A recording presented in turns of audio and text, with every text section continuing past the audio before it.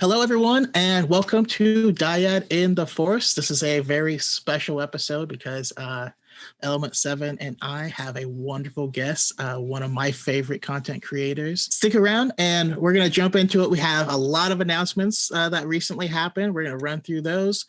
We have a new chapter of The Mandalorian, and we have plenty in store, as well as your guys' questions.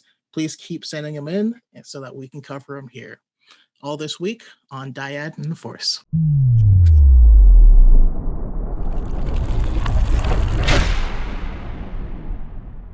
What's up, guys? Welcome back to another episode of Dyad in the Force. I am your host, Element 7. And I am Darth Chaco.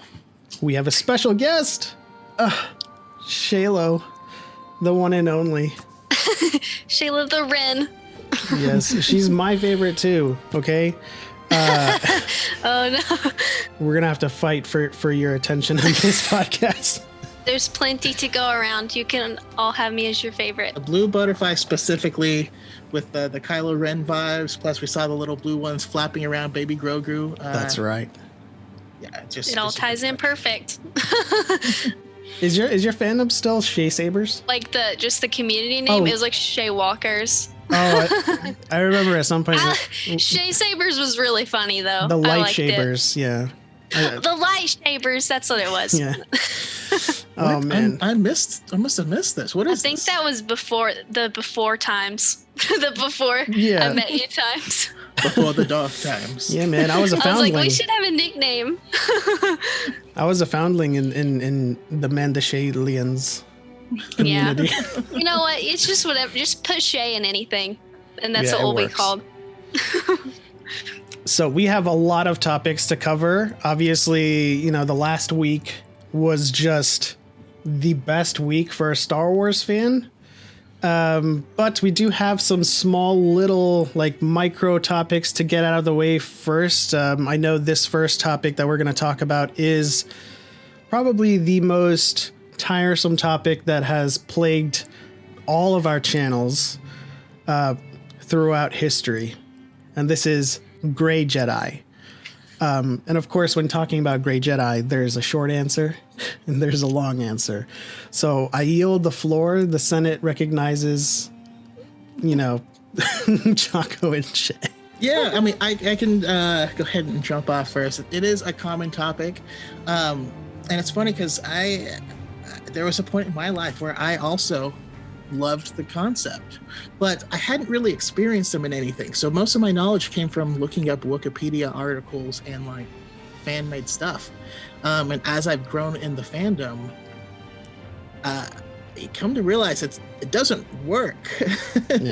Yeah. It's at least in the context that it's always used, right? The most common context is someone that's going to be using the dark side and the light side of the Force. And I think it mainly is, a power fantasy of I want to be using Force lightning and I want to be edgy, but I still want to be the hero.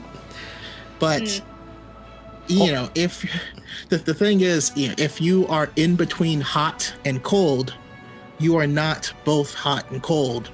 You know what I mean? It doesn't work that way. Plus, we know that the dark side of the Force corrupts you.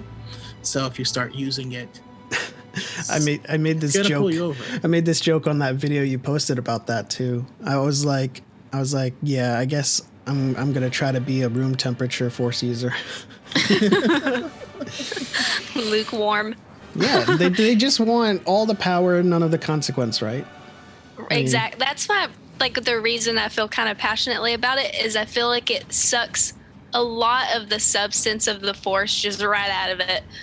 The whole point and the whole conflict, all of it, if it's just that easy and simple, you know what I'm saying? It just sucks the life out of it. I just can't stand it. And it defeats so much of the purpose of the Force and all the meaning behind it that it was written with, and how it can reflect real life, and just there's so much beautiful stuff that you can interpret from knowing how the Force works the way it does, and it's just gone. If it's I can do all the bad stuff but not have the consequences. It's yeah, it also kind of minimizes the redemption angle, right? Like, it doesn't really matter at this point if you can just have the dark side. Like, if Anakin could have been a gray Jedi, we don't have a story. Yeah. Oh my gosh. I mean, one of my favorite, I can't say it's examples of our point is Quinlan Vos when you read the book Dark Disciple, because he tries to do that. He teams up with Asajj Ventress and he's going to take down Count Dooku. And she's telling him, in order to be strong enough to make sure you have that killer instinct, I'm going to train you in the dark side. And he was so confident, I can handle it, right? My training in the light, plus with this extra, we'll be able to take him down. And what happens? He falls to the dark side, and big time. And it just doesn't work. It's I always liken it to. It's gonna sound weird. I always liken it to crack. I don't have any personal experience. So while I don't either, I'm very familiar, with like the business, especially the sales world, where people would do it because it gives you this energy, this extra boost, to keep going, and they feel it makes them more productive or whatever, and then eventually you become a crackhead. It's corrupt. Yeah. That's like the whole, like, it's kind of like life and death. It's the death kind of aspect, and we've seen how like using that can like disfigure and like really hurt you. So to think that you can tap into that without it doing any damage whatsoever is like, look at Palpatine. You like obviously you can't do that. That's the thing. It's damaging. They just want the lightning. They just don't want to look like Palpatine. and another thing they always bring up is like, well, why doesn't Count Dooku look like that? Or like Count Dooku is a great Jedi, isn't he? Like, he opposes the Order. He's not fully dark. I'm like, no, he is fully dark. He's very dark. Yeah, he's just read Dark Disciple. He's just elegant about it. I don't know. There's different ways to be a dark side user. He sugarcoats it. Yeah, I mean, you can have like a Snoke dark side, a Kylo dark side. And Dooku is just, like more refined, I guess. He knows how to. Does he? Is it canonically like referenced that he's using any kind of concealment, or he's just no? Always... It's not. But I mean, he straight tortures people. He commits genocide. He destroys planets. But he looks nice, so. So do we have like? Is this the definitive? What's the short answer? Now that we've given the long answer, is Gray Jedi canon? Can a Gray Jedi exist? No, it's never mentioned, and it doesn't work with how George Lucas set up the Force from the very beginning. So no, it's pretty. I don't know why there's so much like about it. I think a lot of people come from KOTOR, so. They had the gray Jedi robes. That's proof, isn't it? It's even in KOTOR, you have like Jolie Bendo, and he was still aligned to the light. And if you chose to go the dark side, he joins the Jedi again. Yeah. Yes, a lot of that is the video game Ex Machina, right? Like, it's just. Even in KOTOR 2, the path you chose with your own decisions affected what your party became. So, like, if you went dark side, your party's, like, went light side. It was just, like, this balancing act. And I think, seeing it in a way where it's just a meter, like, in between, like they show in KOTOR, is kind of a little bit disingenuous, where it's more of a scale. Like, you can't kind of put two things on the scale at once and have them both like inhabit the same amount of space. I feel like it's pretty clean cut. No. Okay, so yes, of course, that was just like a mini discussion. We had to get it out of the way, shut some people down that were just trying to be Revan. So the next mini topic that I wanted to discuss is just a little bit of a fun kind of topic. We're kind of try to fan cast a canon Knights of the Old Republic film, if they were to do this at some point, perhaps. I mean, it's a fun thing, and there's a lot of characters in KOTOR, so we're just sticking with the top 3: Revan, Malak, and Bastila.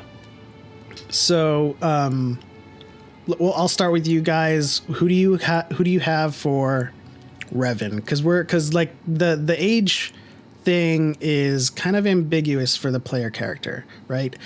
We know that Bastila fought Revan when she was 18. So in the events of a canon KOTOR, she would probably be in her 20s or something. So we'll start with Revan. What do you guys got?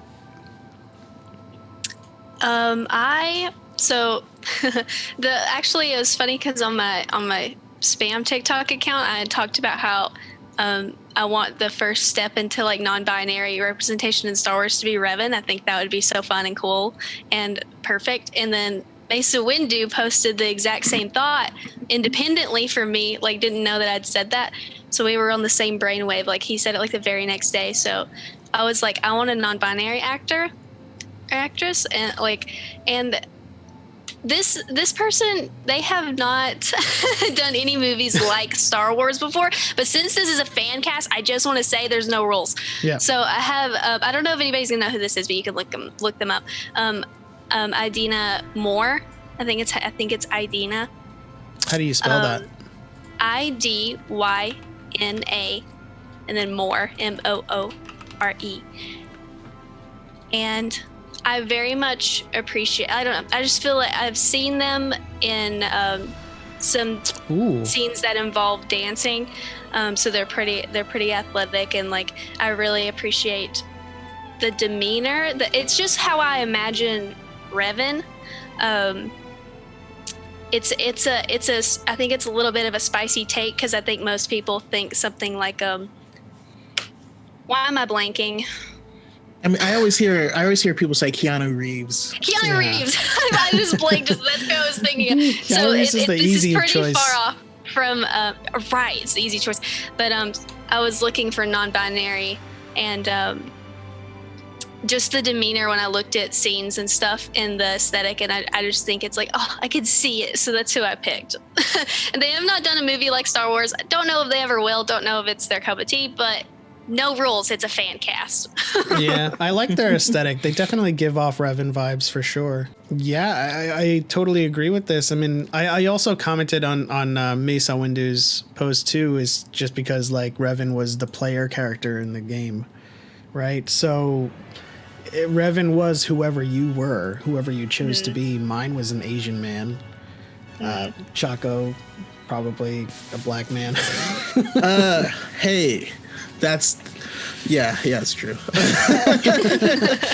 That's the beauty of it. You can see yourself in their shoes. And actually, so because of that, and this is just who I see myself, and I know he's been in a bunch of stuff recently, but I can't pronounce his name. The Chiwetel Ejiofor? Yeah, Ejiofor. Yes. He's really good. I can see him do it, because I, especially watching him in Doctor Strange, on both the good side, and then watching him kind of turn at the end, and then the evil nature and powerful nature that we saw from him in the movie Serenity. Yes. Oh my goodness! Like, I get chills from that scene, because there's a scene where, Mal says, "That's the difference between you and me. I wouldn't sacrifice children." And he says, "Yes, that is the difference. Because if I have to, I will." And you're like, oh, man. Wow. I know, that's who I see, personally. That's a pretty good pick. I mean, yeah, he's definitely got the, the air about him, if I were to describe it in some way. I mean, India is definitely a great choice as well. I kind of went a little bit, out of the box here, just for overall demeanor and disposition. Playing a character who is having a sort of identity crisis, like midway through. And the way he played Jon Snow, I'm kind of going the Kit Harington path. Ooh. Yeah. Ooh, I like that. Look. Look it up. I gotta look at him. Satisfies At the same time. It satisfies the Keanu Reeves crowd because it kind of looks like Keanu Reeves. He has that vibe. But the way he played Jon Snow is kind of like, a Revan type of character who's trying to come to grips with like who he is in the larger picture of the galaxy. But he's still like, in the game, like he's just realizing that that doesn't matter. What matters is where he is now and what he's going to do about it. And that's why I picked Kit Harington. Yeah, I think it's a good choice. Yeah, I think everyone came to the table with great choices. All of these could potentially play a Revan. These are incredible. So who do we have for Malik now? Because we're starting off straight in the dark side. He's not Alec anymore. He's Malik. He's the guy with no jaw, with just a contraption. He was Darth Vader before Vader, I guess. It's scary. I'm very proud of my pick. I hope you're ready for this. It's actually not that crazy, but I think it's a good one. I picked Jesse Williams mainly because of what I saw in Detroit Become Human. That's what I know him from. Oh yes, that game. I think he just he plays that kind of like a stoic. He has the look. He plays like that kind of stoic. I feel like he can be very intense. Like I can just see it, like so perfect. Yeah. But I feel like that was probably out of my choices the one where I was like the most like, this is good. This is. I love this choice. Like Marcus was an absolutely brilliant character in Detroit Become Human. I love it. Such a good game. Have you played it, Chaco? I have not. You I need own to. it. You should play it and stream it. Please play it. Please stream. I'll watch you. I want to see more people play it because like there's so many pathways. Anyways, I won't get too off topic, but I would watch the heck out of that if you streamed it. I love this choice. Okay. My choice is Billy Eichner. No, I'm kidding. I believed you. I was about to. I bought it for a second. It's hard because it depends on. I think it really depends on the Revan casting, but I mean because of the makeup and stuff, his age is hard to really tell, and the actors I thought of are, now that I think about them, are probably all aged out of the role. I mean, of course, like Revan and Malik can be ambiguously aged. There's no real age to them in this movie, but like, yeah, like pre-KOTOR, they were like in their 20s, and then Bastilla was 18. Okay, so the first place my mind went was Bryan Cranston. I mean, he definitely has the swagger for the role. I mean, I always have to look up and see visually, like, all I'm actively thinking about is. Yeah, I mean, you really had to go there. I mean, he probably it's did. Such a basic choice, but that's just like it's not a basic choice. The only thing I will say is that he definitely aged out of the role, but he has the acting chops. He has like the persona for it. I could definitely see it. Yeah. Yeah, I agree. Did you have another one in the holster in case he was aged out? We can get him some good lighting, make him look young. It's fine. Deep fake his younger. Deep fake him. Well, okay, so Malik is a special case, right? Because he has the metal jaw. He's all white, and it's a case where we could go a number of different ways. Where I think just the most important part is the acting performance, not necessarily the physicality or the action that'll be associated with it. So just from that feel and the tone of the character, that's who my heart wants. I tried finding others, but my heart just kept coming back. The heart wants what the heart wants. Yeah, that's okay. Okay, so I mean, I guess I chose mine because, like, he's not historically bald, but when he is bald in Vikings, he plays such a deep and profound anger, and that is Travis Fimmel from Vikings. He plays Ragnar. You might have to look this one up as well, but look up Travis Fimmel bald, and then you can specify bald. Yeah. I don't know, just like I know that not everyone has seen Vikings, but if you have, he is like a very proud father Viking raider, and later on in the show, he's been betrayed to the point where he is so jaded, and he's almost like him against the world, him against his own family, and just he has this kind of sterling, piercing look about him in his eyes. I thought that would bring just an amazing kind of dynamic, especially like if you put him and Kit together, like they're just like, you know, Boy Scout versus like hardened Yeah. you know, warrior. And I know a lot of people are gonna make the comment on this podcast that Revan's not a Boy Scout, and like, I mean, he kind of is, but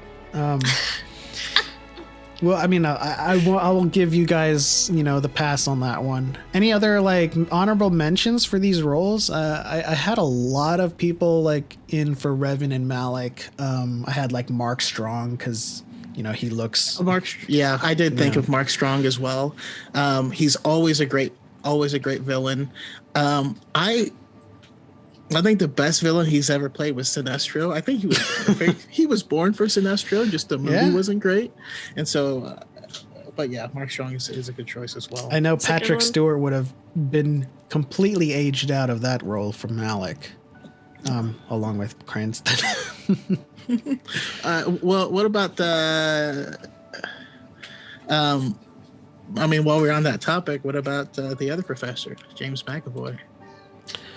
You know what? Yeah.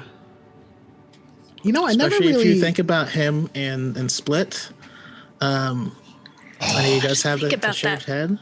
Yes, him and Split, like playing the Beast, is like Malik. Yo, that is. Yeah, that is a good one. I'm thinking about. I'm remembering that movie. I'm like, oh, yeah, I can see it. Yeah. We just fan cast Malik like in real time. And I'm actually a little disappointed with myself that I didn't bring that up first, because my choice for Bastila is in that same movie.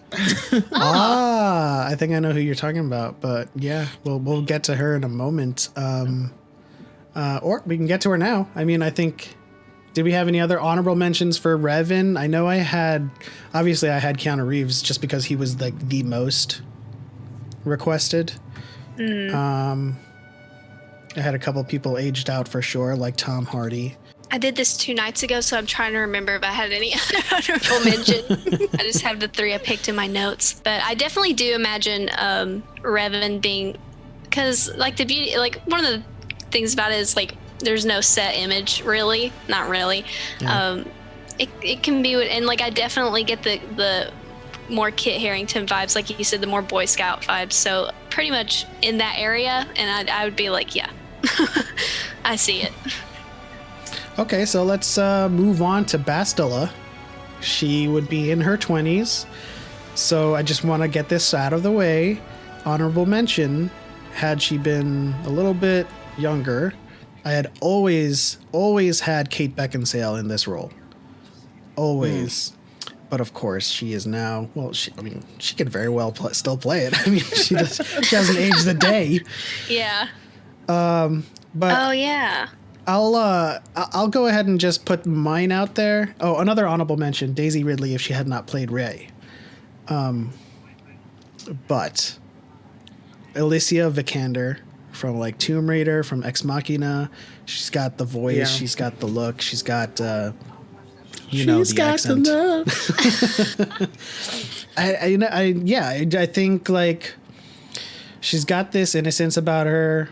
And of course, with Bastila, she is trying so hard to kind of maintain this this pristine image of the Order and what the Order expects of her. But, like, you know, in accordance with KOTOR, she does fall a little bit until, you know, Revan... and the story beats don't have to necessarily match all the way. This is obviously going to be canonized and adapted. Things might change, but in essence, like, I think Vikander does a great job with the aesthetic and the voice of Bastila. What do you guys have for Bastila? Whenever it's been a long time since I've played Bastila, but since I've played Knights of the Old Republic and have interacted with her, but from what I remember of her character, she's like pretty I don't know how to explain it exactly, kind of like you said, like she cares a lot and like carries herself and like tries to keep that pristine image of the Jedi, and like, but she's pretty strong and straightforward, and like, so who it made me think of, because like when I'm picking somebody, I'm thinking of like, what have they acted in that reminds me of that, and I think it's pronounced Saoirse Ronan. Ooh. From Little Women. I think that she plays those type of characters, just like nails them every time. Everything I've seen her in. So I don't know if she's done many, like, I don't know if it's like an action movie, but like action-y things. She was in Hannah. I think she's done a couple things. True. Yeah. Okay. Yeah. So I could. That's who, because I was going through, and that's who just stuck out to me. And like when I put them next to each other, like I did for all of them, I was like, I can see it. It's perfect. That's my pick. I love that her pick. Past acting. That is a good pick. Just mixing her like Queen Mary with such a good movie. With Hannah, it's like the perfect amount of stoicism and the perfect amount of self-righteousness. Right. Because Bastila kind of just starts like that Obi-Wan, we must follow the order. But, kind of chips away, like Revan chips away at her slowly. That's a cool pick. I like that pick a lot. I love her. Whew. So I kind of tipped my hand a little bit. Mine was Anya Taylor-Joy. And I think she has what it takes. Being able to, like you said, play that the stoicism, especially, we're seeing her a lot more now in Queen's Gambit, which is really popular now. But again, she was in Split and a few other things. I think that she definitely has the look for the role. We haven't seen much about her having like the physicality for it. But being that she's more of a consular type, I don't think that's going to matter anywhere near as much. She was. I saw her in New Mutants. She was pretty dope as Magic. So she's got some action. Didn't watch it. I probably should. You should. Or should I? I think. Have you both not seen New Mutants? I know. At this point, it's kind of moot because it's like it doesn't really matter in the MCU anymore. But you guys should see it. I enjoyed it. She did a great job in the action parts in that one. I like that pick a lot. I like that too. I'm a huge fan of Queen's Gambit. She was amazing in that show. Everyone has just great picks for KOTOR. I think in general you can go with whoever, right? I think I trust them more often than not to kind of cast the perfect person. Now, the only person that I would definitely kind of, scrutinize to the, finest fabric of detail is Satil Shan, but that's a conversation for another day. Do we have any honorable mentions for Bastila? As soon as I hit on the Taylor-Joy, You just stopped. That was a hard stop for you? Planted a flag. I mean, actually... I did think about one of my other favorites, but I put her in too many things with it. It was Jessica Henwick. But I think she could do it, but Anya's my girl. I love her as Sabine though. Yeah, and that's it. That's why. Man, we need to do a fan cast of Rebels. Yes. That is something that I could go on and on and on about. We could do that next time you're on. We could plan for the Rebels fan cast. I get dibs on that bit. Awesome. Okay, so moving on to our next topic. This was the week to be a Star Wars fan. We had just got Disney's Investors Day, and if you were not an investor, I feel so sorry for you. I feel sorry for myself.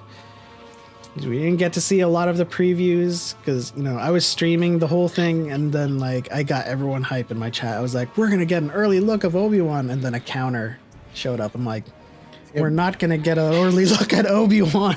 Oh. So lots of titles on TikTok. Yeah, lots of titles announced. Let's go over this, one at a time. I think I want to start in the order in which the website goes. Patty Jenkins, Rogue Squadron. I'm not super big into superhero movies, but from what she's done, I have so much faith in this woman that she's gonna give us something really good. Because if you can make me like a superhero movie, then I have a lot of faith in you. And I really love movies that. Of course, I love all the Jedi stuff, but I get really excited for movies that explore aspects outside of that. So Rogue Squadron's, that's one of the things I'm most excited about on the list, without a doubt.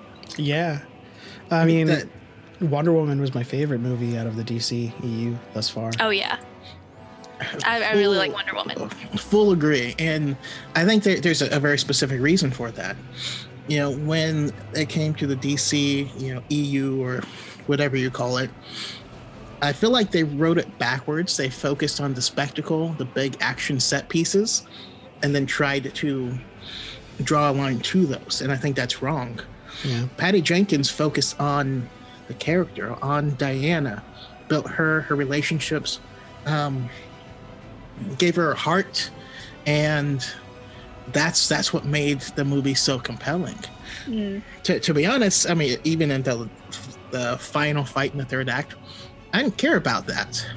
But watching her storm No Man's Land, fish out of the water. Just having her and Steve Trevor just talk while in the boat, those are some of the best scenes. And if she can bring that type of storytelling to Rogue Squadron, not only are we going to get awesome, X-Wing actions, but we look at the fight and episode 6 above Endor, and it's awesome.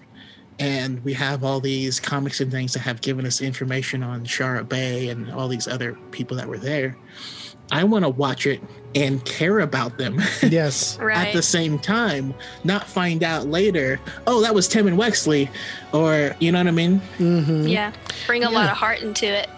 I think it has a lot of potential to be a very special project. So, especially since the gestalt of Star Wars, where we are not spending too much time in the actual war, and just kind of the nitty gritty of the surrounding, concepts. We get our starfighter battles, and then we have our big ships. But at the end of the day, the crux of all of this is just what's happening with Luke and Vader in the throne room, or the plans that Jyn has to get to the rebels. And I think Rogue Squadron is a great step in the right direction to give us the dogfights, give us our kind of Top Gun for Star Wars, where we start caring about all of these X-Wing pilots, because the only ones we care about right now are just far and few. And justice for Porkins. And an interesting detail about Patty Jenkins is that her father was an actual Top Gun, and she's a daughter of a fighter pilot. So great insight there. That's awesome. I didn't know that. That is really awesome. Yeah, Perfect. she released on her Twitter like her kind of her reel that was played in the investors meeting that we didn't get to see, and it was just her talking about her experience with fighter pilots. I thought it was kind of cool. That sounds like really good stuff. Yeah. But another interesting thing about Rogue Squadron is that it's post-TROS. It is post-TROS. Really? That was confirmed? Okay. Yes, on the website. Okay, it's an implication. I don't know if it's like a double, triple confirmed, but on the website it describes Rogue Squadron as happening in the future era. Okay. I mean, that would definitely qualify. So the original Rogue Squadron was formed 5 and 6. Around Luke, but Luke went missing in Empire because he went and trained and all this stuff. So yeah, I was trying to figure that out. Is this like original Rogue Squadron from, between episodes 5 and 6? Sorry, 4 and 5. Or is this going to be a new version of Rogue Squadron, be honoring those previous guys?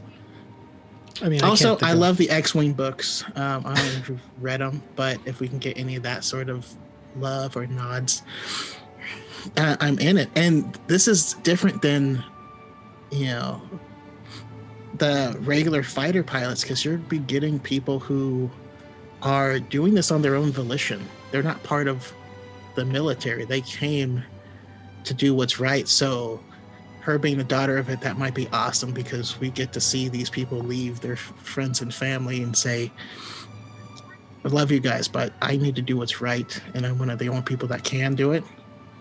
So I think that might be really special. And lastly, I also think in the book Lost Stars, where they're in the meeting where they're doing their plans for episode 6, and Han Solo comes in, he's a general. Lando comes in, he's a general. And they look at each other like, so we're going to risk like this whole entire process on a bunch of brand new untested generals. Like, all right. It's the story of the rebellion. It's just a funny, like, to see the outside perspective of these things. Those type of things would be cool. I'll stop talking. Sorry. It makes me think of like one of the things, because when I think about Rose as a character, I always think about she kind of represents what sets apart like the rebellion and the resistance, both like from their enemies, is that for the rebellion and the resistance, and there's just a lot of heart and like a lot of like good faith and just good genuine intention, like just a lot of heart. Like that's just the best way to say it. And like that's like such a good fertile ground for rich storytelling. Like there's so many amazing moving stories that could come out of a rebellion or a resistance, where it's just like you said, people who are just like, I have to go do this because it's the right thing to do, or like to save everybody and make a better world. So it's like that is just like the perfect place to make me cry. Give me a story to make me cry. So I think it's gonna be good. Could you imagine having that burden on you? No. Like just waking up one day and you wake up to your alarm and you're like, I gotta save everybody. Just gotta get dressed, get in my X-Wing, go do this, go do that. Put my pants on one leg at a time, just like everyone else. When I do, easy, fellas. I put my pants on the same as everyone else. You had to drag that out of me. Wow. It was good. Thank you. Performance. It's an interesting timeline too, because like you only think about post-TROS when you say future, right? Because they're thinking about High Republic right now. That's in the past. So, like, what's the story implications for post-TROS? Are we going to see Rey, or is it just going to be this isolated, See, I had no idea it was post-TROS, so, like, now that you've said that, it's, like, it opened up a whole new perspective where I'm like, wait a second. That's a lot of possibilities. That's, like, new ground, yet again. Yeah, I mean, it hasn't been confirmed to be post-TROS. I'm, like, clinging to future era. And it's the only... like what else could it be? It's the only way it works. I'm so sorry, guys. Would you mind if I break? Because I have a non sequitur that I just have to say. Go for it. David Harbour for Zeb. Oh man. Can't wait. Okay. Okay. Now we can go back. I'm so glad you had that. I mean, I agree. I agree. But yeah. I That's I just it's need it so in my life. good. Write this down. We can tell Lucasfilm. Moving on to the next one that was announced. I think that we all knew this was coming. The Obi-Wan Kenobi show. And the kicker here being that Hayden Christensen is coming back to reprise his role as Darth Vader in the rematch of the century. I'm going to kick it off to you guys, but in particular, Chaco, because I know you've been like clinging on to this wordage ever since it was announced. Yeah, I mean, the word choice seemed very deliberate. We had heard rumors, okay, Hayden Christensen's going to come back. We're going to see Anakin in his clone armor and flashbacks, and that's going to be awesome. And then she said he's coming back as Darth Vader.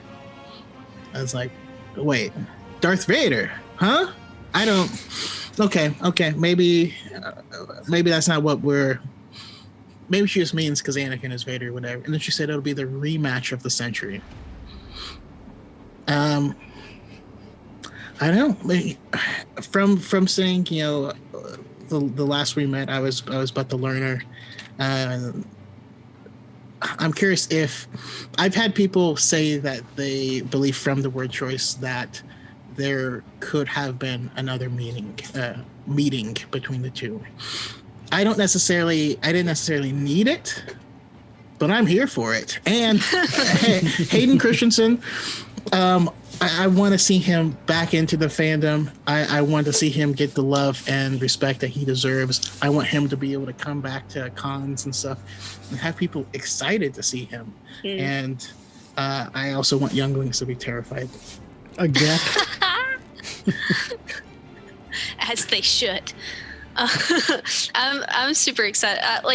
There's a few projects where I'm kind of like, I'm not against it, but I'm not super excited. But this is actually one of them that I'm very excited for, just because I feel like there's so much. I'm like when there's stories, there are like character people and there's like plot people. I'm very much a character person, and I feel like this has a lot of potential to dig into Obi-Wan's character and also like the relationship between Obi-Wan and Anakin even more. And I think it has so much potential to be like so rich in character, and that like development and character, just delving deep into them. And I'm just so excited for it. I want to see the flashback. I want to see some flashbacks. I want to be crying. And again, that wordage did feel like super deliberate. So I'm very excited to see the rematch of the century. That makes me excited. I also, if you're watching this, Victoria Vader, I'm gonna need you to live stream your reactions for every episode. I mean, yeah, don't participate in any watch parties. We need just a stream of just you. Just camera on you. Yeah, for sure. It's the wordage is definitely deliberate. But if we think back at like A New Hope, he describes their last meeting as he was still a Padawan, but of course we all know he was a knight, right? Yeah. Well, there's always going to be inconsistency. There's consistencies, however, and I don't know if it's a good or a bad thing, but I think like Thrawn sometimes. He said, I was but the learner. Didn't say he was a Padawan. Right. The learner of. He could have been new in his fresh Darth Vader legs, unsure like a baby deer. We don't know. I mean, come on now. It is like semantics at this point, right? They called them Padawan learners, dude. Just saying. We'll just have to see. I'm going to hold on hope. Definitely excited for flashbacks. Like one of the first things that came to mind when they said that Hayden was coming back was like, Anakin and Obi-Wan in Clone Wars armor, acting out those Clone Wars episodes we know only as animated, and bringing those scenes to life. Then, of course, the character piece of Obi-Wan in the desert is just such a fascinating subject, because like they've only touched on so much of it in the Marvel Star Wars run in 2015 run of Star Wars, when Luke found his journals. And it just like, you know, him dealing with the Tusken Raiders or the Sand People, dealing with Marauders and the cartels, and just being alone, dealing with not being a Jedi anymore, not being a peacekeeper, and having to kind of accept your role that you're not going to save people. You know, you have to lay low.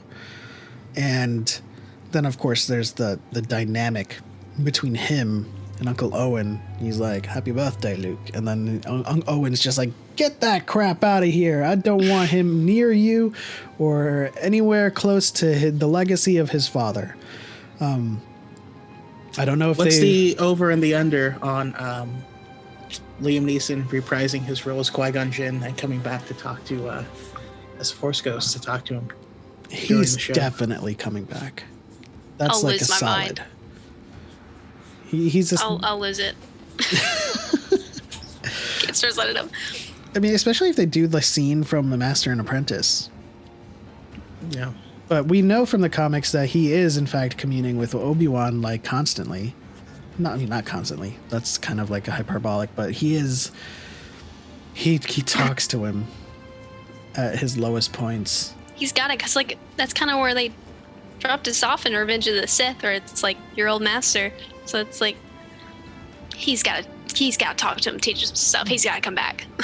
Also, I need to see, the scene that is talked about at the end of the Ahsoka novel, where Obi-Wan is going to the grave of Shmi Skywalker and apologizing because he lost her son, and it's a powerful moment. It's powerful stuff.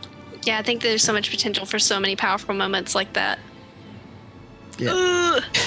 Just like him I also alone. I need some Hutts in there doing gangster stuff. Some Tusken Raider. I'm gonna need to see a Krayt Dragon. We saw the Krayt Dragon come in, and I love that they used the same exact vocals from when Obi-Wan does the Krayt Dragon call in A New Hope. Yeah. So I want to see him learn that. There's just a lot of things, but I need Plug Eye in it. Absolutely. I know you said this a while ago. This is another one of those hills I'm gonna die on, but Plug Eye is canon. She is a warrior of the Sand People. She lost one eye and it's been replaced with a red gem. That's how you can identify her. But she is like his antagonist and is just an awesome warrior, and I want to see her come back. What I'm gonna say next is gonna lead into like the next show that we might comment on. Well, we will comment on is, do you think Ahsoka met with Obi-Wan in this show? I do not. I can't imagine what scenario would lead up to that, but I haven't even considered it though. So maybe if I think about it more. Food for thought. There's two possibilities that could work. He's who she gets her Silka beads back from. Or it has something to do with the show and the world between worlds. That's like the other prevailing theory, but I think like since it's a limited series, I think in Obi-Wan it could end where he's just about to die and she just like comes in and she's like, "I found you," and you're like, "Well, I found you. I'm about to die." So here are your beads. I don't know. It's the project I'm the most excited for. But yeah, probably me too. So let's move on to Ahsoka. This is the project I'm the most excited for. primarily because there's a lot of implications in just the logo alone. I'm a huge sucker for lore, and it seems like this show is going to be centered around the world between worlds, or at least the lore surrounding it. I had just revisited the Mortis arc after that announcement. I'm like, this is definitely an angle that needs to be visited. And I think this show has the potential to eradicate a lot of the semi-plot holes that exist now with Ahsoka. Because she is like, in this show, she is a time cop. She's just going around. She's just going around in the world between worlds. And she's not like really, kind of having this Doctor Who presence in time, but she is like visiting different times and kind of inserting herself in the most minimalist way possible. This is my theory and how I've written it in my post-sequel book, Echoes of the Past. When she splits from Ezra in the world between worlds and Rebels, and she's like, when you get out, come find me or something. And Ezra goes off, and she goes off. She goes off into another portal, and she arrives back on Malachor. She finds another portal, but this time it's like it's an ingress portal instead of an egress, so she can't go into it, but she sees Rey and Palpatine, like Ezra saw her and Vader. And Rey's just like, be with me. And then Ahsoka's like, let the Force guide you like it guided us. And that's where her voice came in. So, like, a world between worlds show with possibly Ezra, Sabine, and of course the payoff of Thrawn. What's up? Yeah, my Ahsoka, I don't know. So, like, the whole, partly probably why I am so interested in like the gray Jedi stuff and all that stuff. One of my favorite part of Star Wars lore is kind of almost like the supernatural or almost spiritual or religious aspect of it. So Ahsoka was my favorite character from the Clone Wars, but then once I watched Rebels and saw the World Between Worlds stuff, I was like, sold. Like, this is amazing. This is right up my alley. So when I saw the like, I wasn't too excited for the Ahsoka show, but once I saw the logo and it was like the World Between Worlds, I was like, oh yes, this is my stuff. Okay, I'm excited now. Like, So I think that the logo itself reveals that this is going to be, hopefully, this is going to be delving into my favorite aspect of Ahsoka. Like, there's so much like complexity around Ahsoka, like with all the like taking the daughter's life force, and then the fact that she has this whole arc with the World Between Worlds and like all this stuff. Like, there's so much complexity. Yes, literally everywhere. Oh, it's so good. It's so good. There's so much complexity there, and like, I'm so excited for the show now. And I was like, I was almost worried, like, are they gonna overkill Ahsoka? Like, am I gonna get tired of Ahsoka? But now that I know, like, they're like, I saw the logo, I was like, okay, I have faith again. Dave Filoni's got me. Like, I have faith. So I'm definitely excited for this one and how it's gonna delve into all that stuff, because there's so much good stuff to get into with Ahsoka. There's so much. Obi-Wan is what I'm most excited to see, because there's known qualities. We're going to be able to dive deep. This one, I think, is going to be the best. I think it's going to be the best of what comes out, because Ahsoka is Dave Filoni's baby. They would joke behind the scenes with George Lucas coming in, being like, "So, we killing off Ahsoka this week?" Like, she's not in the movies. And it's like, no, man, like, don't. But yeah, considering Dave Filoni is the keeper of the home, so to speak. This is his baby. I just have this image in my head of like a Trello board, which is like a task lister organizer for work. And it's just drag and drop cards and stuff in the to-do list and then a backlog. I just have this image of like Lucasfilm to-do list, kill Ahsoka. And every time Filoni comes into work that day, he drags the car to the backlog and he makes sure that doesn't happen. I don't know. You just gave me that image. No, that's awesome. Also, I love Thrawn. He's one of my favorite characters of any medium. And so I want to see where we go with him. Hopefully we can, Rebels touch on a lot of deep lore, and Ahsoka has always been involved in it, especially if you're looking at that. She was obviously involved in the Mortis arc, World Between Worlds. Where did the Purgle go? Are we going to find that out? Are they going to lead us to whatever's in the galactic core? Is that where Yoda went in season 6 of the Clone Wars? Was that in the galactic core? There's so many questions, and I can't wait to see how it unfolds. I love Ahsoka, and either this is going to be like a really deep lore and like big brain show, or it's going to be Rebels 2 Electric Boogaloo, and I am cool with either of those choices.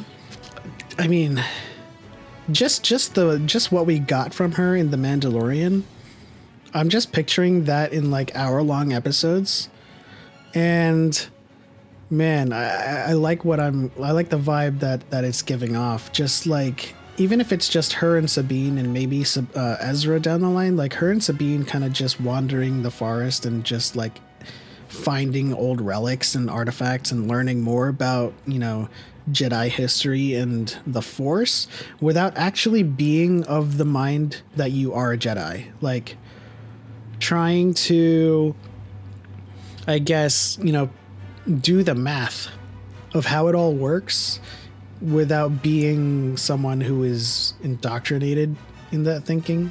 Because then now, like in The Mandalorian, she has at least subscribed to at least some notion that the Jedi was, teaching back then with fear of attachment and fear of loss of attachments and stuff.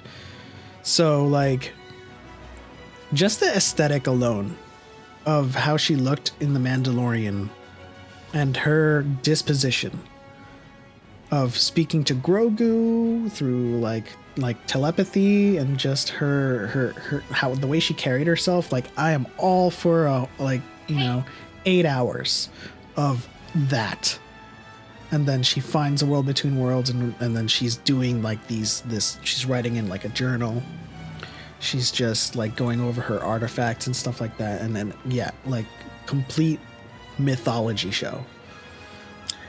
Prediction, not a bet, but prediction is that what we saw in the Mando of Ahsoka is in episode 2 of Ahsoka. I think it's going to start like now. I'm just having this feeling that it's going to start right before this, and we are going to see her find out Thrawn's alive. I need to find this out. Maybe she got that information from Bo-Katan, and that's why she was there on the planet, and that's why Bo-Katan knew.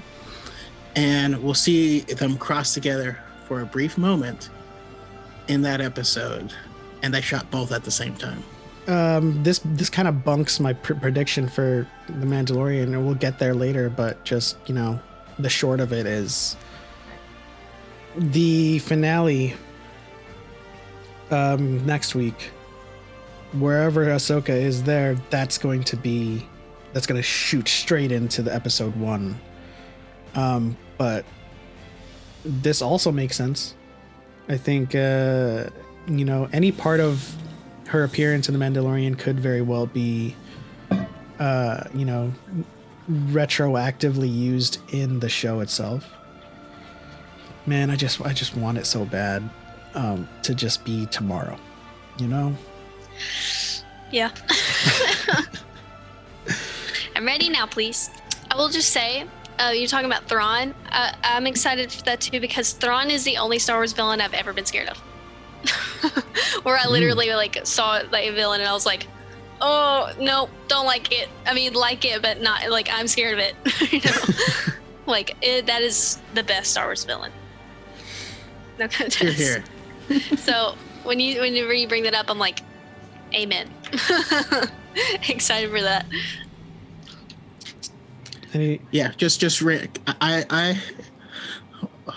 hate to say it because it sounds like I'm bragging, and I don't. That's like not my intention. But I'm drawn to that type of character. So, like, I identify with Thrawn. My favorite Marvel character is Doctor Doom, for the very same reason. He seeks knowledge and information, and that just makes him a terrible threat because he might be a few steps ahead of you. He might, there's all these times where you see it and you assume, oh, okay, well, he's in the Empire. All these people just want power, right? He's trying to get power, and that's where we fight. No, that's not his goal. You have no idea what his goal is. Don't assume. So the next show that we're going to talk about is Rangers of the New Republic. Admittedly, not super excited about this show. So I'll let you guys talk about it. I feel a little bit unqualified because it's the one I've thought about the least. Yeah, Is that bad? Well, I don't blame you. There's just the one that actually it's not the one we have the least information about, but the one with the least implications. Like, yeah, it's New Republic, right? So it's after Return of the Jedi. That's it. That's all we know. Yeah. It's after Return of the Jedi. And I think like it's implied that maybe Cara is the lead on that. Cara Dune. I don't know. I'm sorry, guys. There's not a lot we have to say about this one. Could it be just about like some Rangers of the New Republic? Well, now that is a revelation. something I did not consider. I do have one thought though. Sure. Maybe this could be, and I hate to say it because I've never seen it, but the DS9, Deep Space Nine of the Star Wars universe, where we get to see a specific town.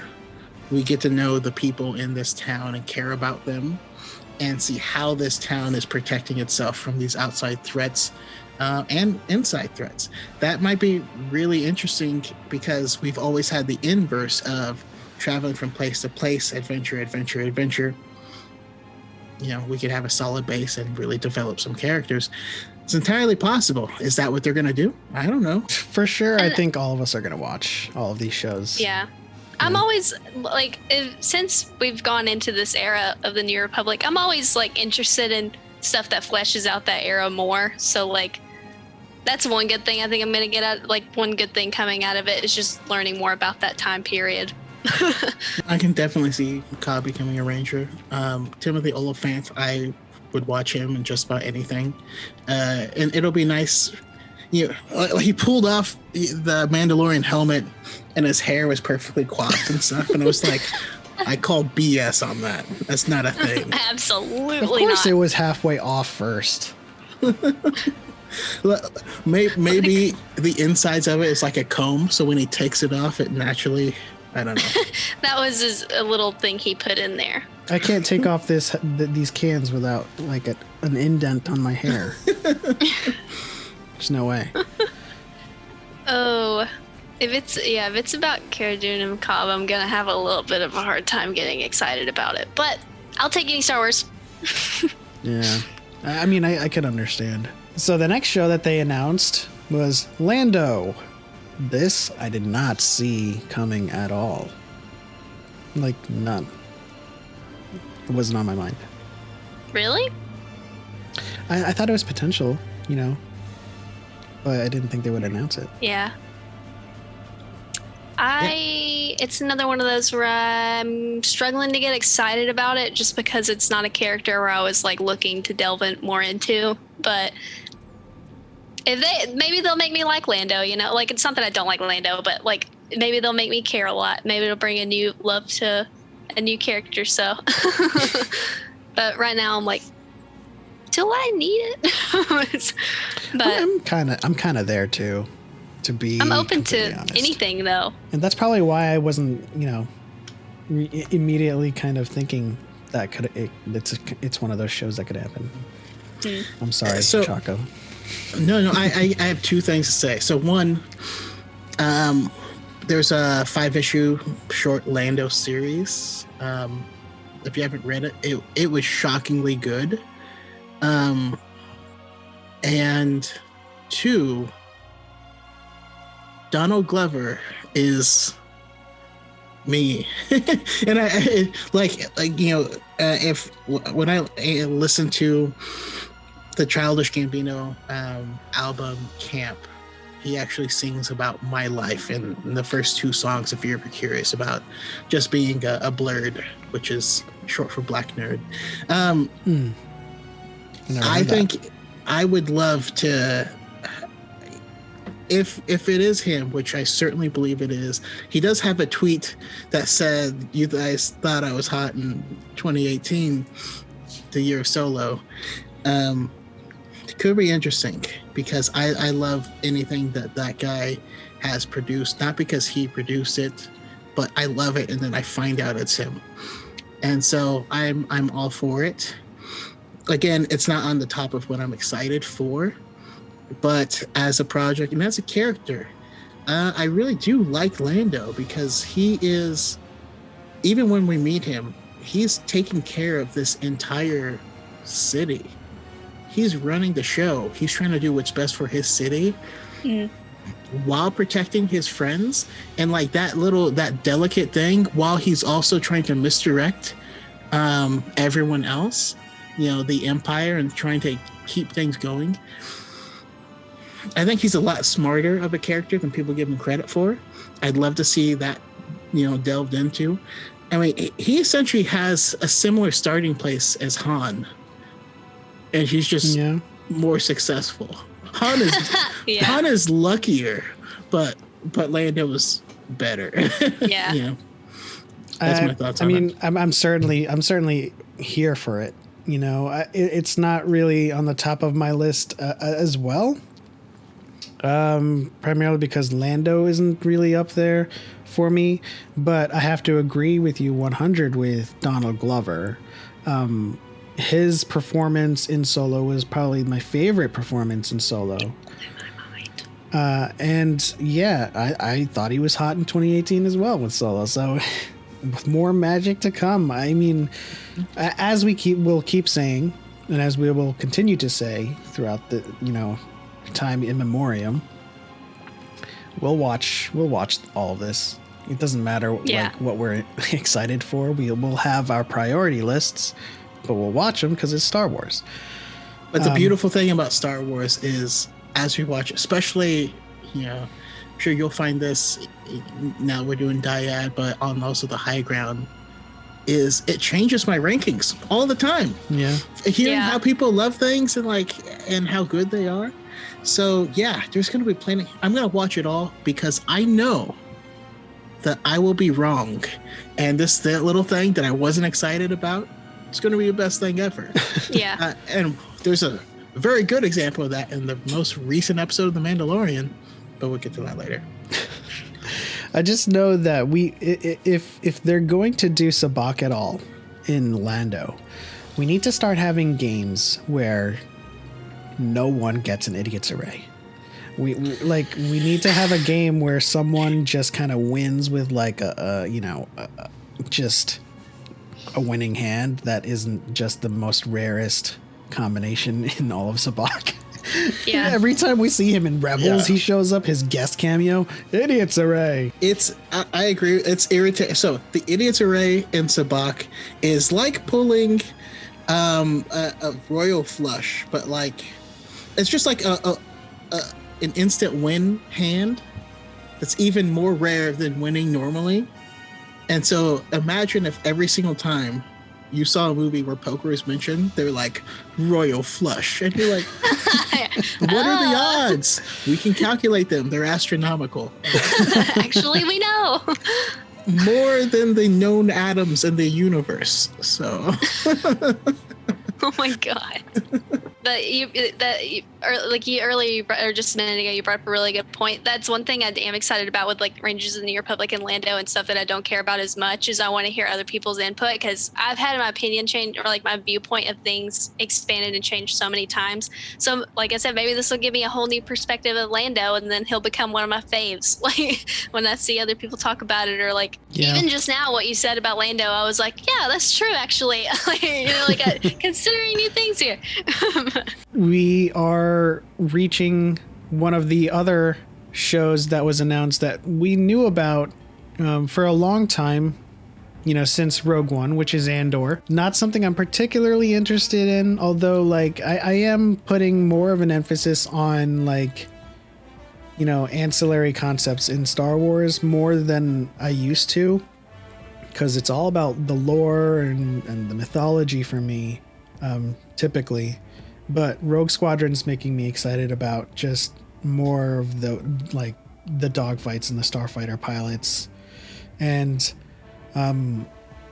with Andor and Rogue One, it kind of tested my taste for espionage in Star Wars. I didn't think they could do it, because I normally typically I think the best espionage in my mind, or at least in recent memory, is like the Jason Bourne series. And when you think about Star Wars, like, do you think about Jason Bourne? Can they do something like that? So like, what are you guys' thoughts on Andor and like what the implications are for that show? Yeah. So Andor, I mean, much like you, not my cup of tea.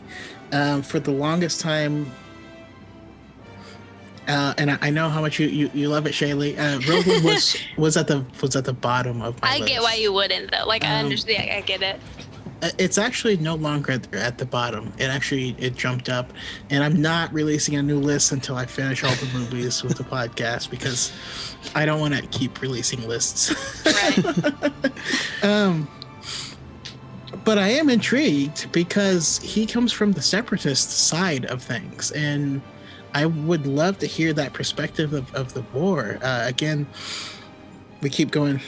I keep going back to Thrawn, but Thrawn runs into Anakin on a mission, and he's like, okay, these separatists wanted to leave. Why didn't you just let them? Like, why are you guys fighting? I don't understand. And you're like, I don't know. Actually, I would love to be able to flesh out the feelings and emotions, because the most that we got was talking to Mina and Lux Bonteri. Mina was killed shortly after. But yeah, I think there's a lot we can learn from that side. And watching someone go from fighting for, fighting for that side into fighting for the rebellion, losing his father to that fight, losing his mother to that fight. Sorry, I'm not thinking of Lux. But Cassian did also lose everyone. I want to hear that story. It might be interesting. Not the biggest Rogue One fan, but there's a lot of content here. And can I also say having, because he's Guatemalan, right? Having our first Latino lead is pretty cool. Yeah, that's true. As far as Rogue One characters go, when I first heard about it, I was like, I think there were other characters I would have wanted shows on first. Like what I was thinking about. But like, like you said, like now that once I got to thinking about it, it is going to be a really kind of fresh perspective, like kind of a fresh character, one that switched sides like that and has so much, like even the short time we knew him, we learned so much about what he's been through and where his morals come from and stuff. So there's a lot to delve into with his character once I got to thinking about it. And I think it's another one of those shows, kind of like Obi-Wan, where there's a lot of potential for like a lot of heart. And yeah, so at first I was kind of like, meh, I don't really care. but once it was announced and I started thinking about it, I was like, you know what? He is like a really good character to delve into. So I think it's going to be really good. I'm very excited for it. It's closer to the top of my list for sure. One thing I actually do liked about Rogue One is how it did a good job of telling us a lot about the characters and giving us like making us care about them with so little time, and like with that story in mind. So like I'm very excited to delve even more into those characters, or like one of those characters, because actually that's one of my favorite parts of Rogue One is that's why I like it so much is the characters. Like I don't know, they just made me care about them and like learn about them, but like naturally, and like I just am so excited to get to learn about them in more detail, because I care about all those characters a lot. Yeah. So yeah, that's my final thought. I care a lot, so I think it's going to be a really good character deep dive for characters who those are really good characters and they deserve more time, I think. Okay, so moving on to the next show that was announced is something a little bit more higher on my list. It is being directed by Leslie Headland. We thought this was Afra, but The Acolyte, which is a mystery thriller-ish drama set in the end of the High Republic. It's female-led, which is why we thought it was Afra. About, someone coming into their dark side powers. So essentially it's just about a dark sider at the end of the High Republic. And since we know that they've, vehemently said there's no Sith in the High Republic, I think this is our Sith. What do you think? Like backdoor talent, Yeah, there's so many possibilities. Leslie Headland did the Russian doll. She's really good, because I did enjoy that. But yeah, like you said, I was like the whole time. If you watch the stream, you saw me going, "Oh, this is Afra, yes. Afra." Acolyte. Oh. Not gonna lie, I mean, I very well may end up liking this more. I mean, I've had a lot of questions about the High Republic. I'm super excited for it to come out next month with the first book, Light of the Jedi by Charles Soule. Anyone curious about it, you can read the first 8 chapters right now. Check it out. But yeah, I think there could be a lot of awesome possibility with this. We know that they hadn't seen the Sith in 1,000 generations or whatever. So we theorize, hey, there's not going to be any Sith involved in this. But really what that means is that no one who has encountered them has been able to tell the tale. If this is someone that was a Jedi and we're watching them fall to the dark side, that'll be amazing. If you've read Darth Bane from Drew Karpyshyn, I love that story. I love that book so much. And delving into what the dark side means and watching the learning process of becoming a Sith, if we can get even a fraction of that wildly successful, I'm here for it. That's really high on my list. If I made a list, it'd be pretty wacky looking for most people, but the possibilities of this at the height of the Jedi's power, it's staggering. This is definitely higher on the list for me as well, because again, there's so much to go off of, but already just the thought of the taking the time period and like the dark side part to account, so much potential. So like, because this is where Disney, I feel like, is finally going to be able to like break away and like get in, like finally branch out and like be creative. And there's this is going to be, like you said, like the whole, if we can get like a glimpse into that fall into the dark side and like that process, there's so much potential there. I'm pumped. I think it's going to be so good, because it's finally where Disney can just like break free and just like do something new and like something creative, And I think this is where it's going to shine. I'm very excited. I love how you put that. Yeah. I love how you put that, because you're absolutely right. There's so many things where people like, this is what I want to see because I love these characters. or I want to see this because I love this time period. And this is the potential to be the greatest like non sequitur project. I because invariably what we've seen is I really want to see something from this character. Oh, it didn't happen how I thought it was going to happen. I hate this. It's terrible. It didn't line up with my fan fiction. And this would also be Lucasfilm's very first actually, and I think this is a great way to kind of like segue into a Darth Bane trilogy. This would be their first Sith lore, Sithology show. We're all about the Jedi, World Between Worlds, Light Side, Bendu. We haven't delved into. I mean, we had a passing mention in the prequels and in Clone Wars when Yoda met Bane, but this is going to be like their first time devoting an entire show on the dark side, and it would be even more exciting if that were to result from someone that we know from the High Republic books falling. Like,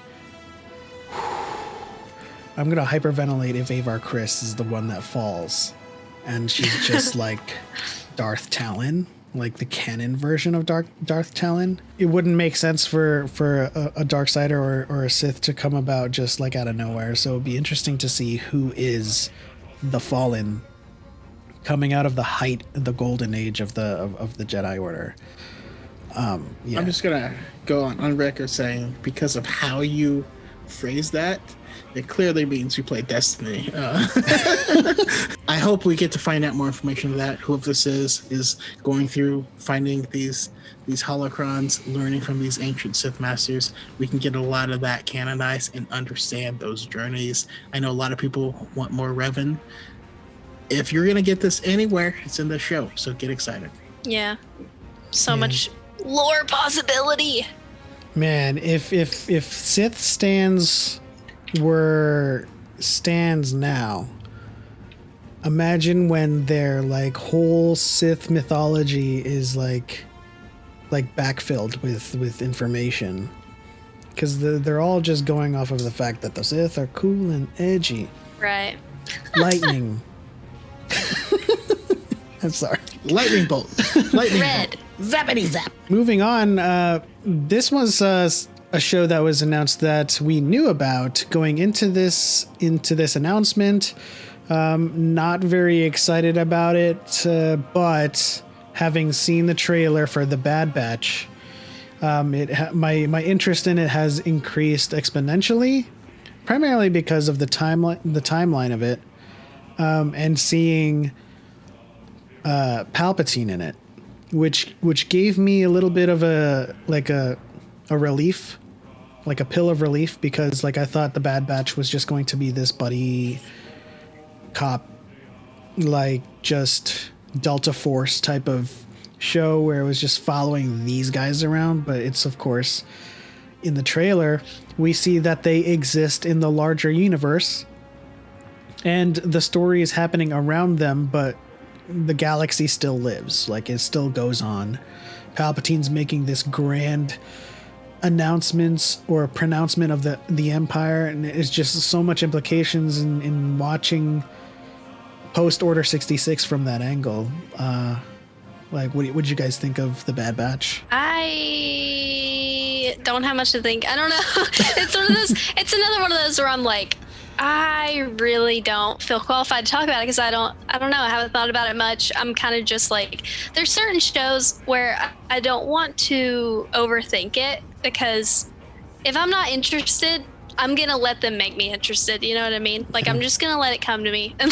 But like, I don't have many thoughts on this one. I'm not a big clone stan. Not that I don't like them, but like, I know some people are like, oh, clones content. And I'm like, okay. So maybe y'all are more qualified to talk about it. Y'all make me interested. I mean, I'm the furthest from a clone fan as well. I mean, people ask me to talk about these clones, and I'm just like, I don't know much about these guys. I also wasn't super excited because I wasn't a huge fan of this arc. Yeah. No, But- that's another thing in the Clone Wars. I was very much. Yeah, and I mean, that's exactly how I felt.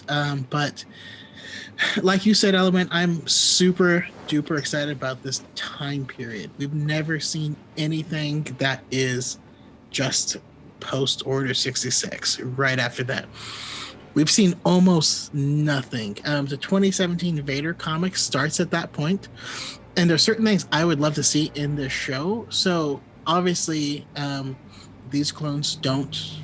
They maybe because of their physiology, the chip doesn't work or whatever, or maybe they find out about it beforehand. But yeah, they don't join, and so this is going to be literally brother against brother to the 1000th degree. So I do have a couple things I hope to see. Is one of them, we know that the first Purge Troopers, if you play Jedi Fallen Order, you know about Purge Troopers and the stupid guy that dual wields the batons. I hate that goddamn guy. Every time he shows up, it's just like, God. Is there any difficulty less than the easy? No, I'm just kidding. I did not alter my difficulty to fight it. I do. I put it on the easiest one. Okay. I always just go normal. I have no shame. I just went normal. Or but Jedi Knight. now that I've switched to PC, I'm going easy on everything now because I'm not used to this. We won't tell anyone. Everyone who's watching this, I played on the hardest difficulty ever. Grandmaster. Whatever the hardest difficulty is, I beat it, and then it unlocked a new difficulty. That's what I played it on. Grandmaster Plus. I had to play on Guitar Hero drums. That's what I did. And you 100%ed it as well. But I'm super excited because, yeah, like I said, there's this brand new time period we haven't seen anything about. And we're going to watch this unfold from the opposite side. We may get to see them put all these Jedi's lightsabers in the big furnace and, like, destroy them. And they'll be like, this is kind of sus. Yeah. We are going to see the definition. So Star Wars is inherently political, right? This is the party switch. We're going to see the party switch, and these people be like, hey, did no one else notice this? Like, this was good today, and now it's not good anymore. Also, we're seeing a young Fennec Shan. I mean, the helmet's the same. I believe it is maybe her as a teenager. Or For sure. potentially it could be, offspring or whatever, but that would be cool. And another hill I'm going to die on is I need Quinlan Voss to show up in this. He survives Order 66. And also, another hill, new hill, is I want to see the Bad Batch save Grogu in this show. Oh, yeah. That's the prevailing theory, right? They're the only ones around. I mean, thought about that. Who else? I mean, more Grogu content. oh my gosh, I can't imagine Grogu when he's like 25.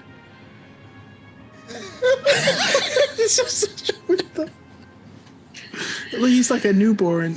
Yeah. Please, Dave. He's like slugging around like this on the floor. You made me excited. You got me. Also, you've inspired me. So, recently I went on a tirade where I wanted someone to create for me my thought of a new species in Star Wars, someone that reproduces via meiosis. So they get to a certain age, and then they split into two. Like it's a Jedi Master, and he reaches a certain age, splits into two. But they're not evenly split, so some of the wisdom is here, some of it's here. They're a Padawan again, but now there's two of them, and they both have to train up again. And so it's like they reproduce, but both of them are worse. Yes, but have to learn new stuff to become better. But now this makes me. I know. I think there's a few like pretty funny implications of it. And I just want more just weird just weird science stuff just injected into Star Wars. Like I want another Jedi that ages. Like you saying that makes me think of like, what if there's a Jedi that ages, but he has different stages of life, so he has to go into like a chrysalis for a while, and then like emerges as a Jedi Knight, and you're like, wait, what? That's not how this works. When last we met, I was but the learner. Sprouts when wings. last we met. And now I am the beautiful butterfly, Jedi Master. Get Lucasfilm on the phone. Kathleen. Oh my gosh. You're going to drag it out of me. I'm a master. Whoa. Just lots of people outside the temple. I got this lightsaber from your grandfather. I'll take it. I'll take whatever they give me. And I'll get excited as it goes. So the time era perspective does make me, like, I didn't think about it. So that is something to look forward to now that I think about it. So you did raise my excitement a little bit. High five. The next few shows that we're going to discuss, I think we're going to discuss kind of in tandem with each other because they're a little bit more or less of shows and more anthology series, or we're going to have like short stories or something like that. They are Visions and A Droid Story. And Visions, I'm probably the most excited about of these two shows because anime. And if they're just a whole bunch of short films that are produced by the most well-respected and popular anime houses, I'm thinking of Studio Bones and Madhouse. Yeah. So you mentioned both of them. I'm going to start with Droid Story. I still want to hear Hammer Jordan's thoughts on this because he loves droids. The droid arc in the Clone Wars is one of his favorites. D Squad, and George Lucas loves droids so much. He wanted A New Hope to start out with like 40 minutes of just R2 and C-3PO wandering in the desert. R2 was supposed to be the journal of the Wills. Yeah, absolutely. And so for that, we'll see if it's interesting. Not excited at all for that. That gets a 0.1 out of 10. Visions, however, I'm a huge anime fan, and I think we can go so many places with this, especially as an anthology series. There was so many cool stuff. Like I think of the Animatrix. Had a lot of really cool and interesting stories in it. Go to YouTube, look up Batman of Shanghai. It's a random. It's not very long. It's like an anime. I know Shanghai is not Japan, but it's like it's what I am expecting this to kind of be. And there's so many cool ramifications. So many cool. Anime is the ultimate vehicle for introducing a new universe with new rules and just exploring the possibilities there. Star Wars is one of those universes. I've been waiting for this one. That's all I gotta say. Turn it up. Star Wars anime, just what can be done storytelling wise and what can be done character driven wise, because like a lot of these studios are really good at character driven pieces. And then of course it being an anthology, maybe we'll get a couple of comics animated. Rise of Kylo Ren, Prime Luke, a lot of the shows that we've wanted thus far. We might even get a Boba Fett short in anime. I mean, possibilities are endless. Sheila, do you watch anime? No, but not because I don't want to. Like, I'm not going to say like anime. It's literally just because I have no time. But eventually I will. What are you going to start? Because my sister is super into it. Like, she's seen literally everything. So I'll let her be my guide, and then I'll I'll get into it one of these days. Moving on to the meat and potatoes of this episode of the podcast is The Mandalorian Chapter 15. Initial thoughts on Chapter 15 and where does it go from here? There was no action set pieces. It wasn't like just meant to pull the plot forward, but it's meant to show us, as Din is driving by in this thing and seeing these like orphans and stuff and understanding he's one of them. And I keep saying Bill Burr. That's who he's playing anyway. Because I didn't like him before. He took me out of it because he was just Bill Burr to me. Like, hey, why are you here? He became such a great character in this, and he's become one of my favorites. And him just talking to him like, hey, so is the rule you can't show your face or you can't take off the helmet? Because those are two different things. And really breaking down his belief system and like, hey, you need to find out what's the most important thing to you. And that, along with this triumphant music and the swell as the Empire comes through, and you're like, oh wait, we were taking the stuff from the indigenous people and the gold taken away so we can destroy other planets, is so thought-provoking about the Empire, the Imperial captain that they speak to, Imperial officer, Major Christoph Waltz vibes from Inglourious Bastards, where you're like, okay, this guy is not a good guy. There's so much to love about this episode, and that's not even including the seismic charge. But I'm curious of Shaylee's thoughts. I'm not gonna lie, I didn't like The Mandalorian was always good to me, but like it didn't grab me until the last 3 episodes, and that's when I started to be like, okay, it just tugged at me. It finally got me where I was like, okay, I love this. And today's episode was definitely a big push towards that direction as well. Like you said, for Din Djarin, like the character development we got in this episode was so good. I loved how he gave Moff Gideon the same speech about Grogu. Mm-hmm. I was like, get him. And just seeing how Din Djarin, like just how much he is willing to do for Grogu.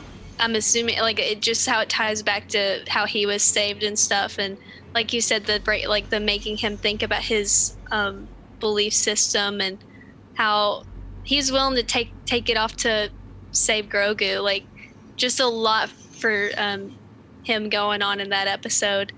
And the past like 3 episodes just finally for me just hit that level of like substance that I've been wanting from the show. Because it's been good, but this is when I finally start to feel that emotional pull towards the relationship between Grogu and Din Djarin, and it's so good. So yeah, that was what stuck out to me today, was all the stuff going on for Din for sure. Loved it.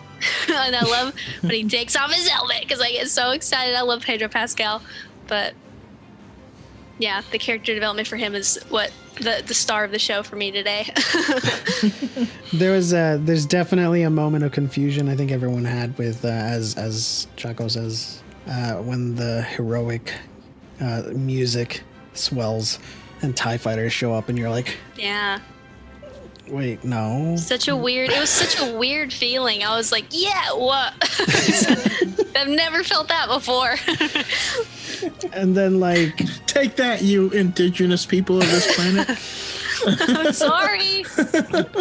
One thing I want to touch on, as you mentioned, their drive through the town is, what kind of an effect is it having on Din to kind of break creed and abandon those would-be foundlings on the side of the road? This is the way. This is the way. But excuse me. This is the way. No, it just makes me think of when Bo-Katan and her crew takes off their helmet and he's like, you guys aren't Mandalorians. And she's like, listen, child, I'm the Mandalorian. Actually, do you Do you even Mandalorian? Let me introduce myself. Dost This thou episode's even called The Mandalorian? Heiress. And so, Mandalorian gatekeeper confirmed. but it's true. Like he has these really strict views on what it is because it's I don't know. It's a modern day retelling of the allegory of the cave. I don't I don't know. It's he has only had this one small perspective, and he's taken his first steps into a larger universe. And there's a lot more going on than he knows, and he's finding out. You know. I keep making too many references in my head, so I need this to stop it. But let him roll. Something meatloaf. I would do anything for love. I mean, this whole episode has been just like this one huge test of his devotion to the Creed. With the last two episodes, because with Boba Fett, you know, is he going to release his armor, the Beskar, to someone who isn't necessarily Mandalorian but has birth claim to it, you know, via the chain code? And then he lost the foundling. And then now in this episode, he has to take off his helmet. He has to abandon orphans. This entire episode was just a huge test of his devotion, and I'm wondering what the implications are for his character moving forward. You know? Also, Boba Fett was like 90 degrees sideways for most of the episode. Just chilling. He's taking a nap. He's old. Make your run now. Oh, okay. Here we go. I'm curious. Do you recall what was said by Kendi in Lost Stars? It was said as a negative about joining the Empire. Can good people be part of the Empire? And it was, they make you compromise your values once, and then they push you further and further, basically until you become a monster. And we're watching the exact opposite of that for Din. It's a fascinating character study, and I really enjoyed it in this episode.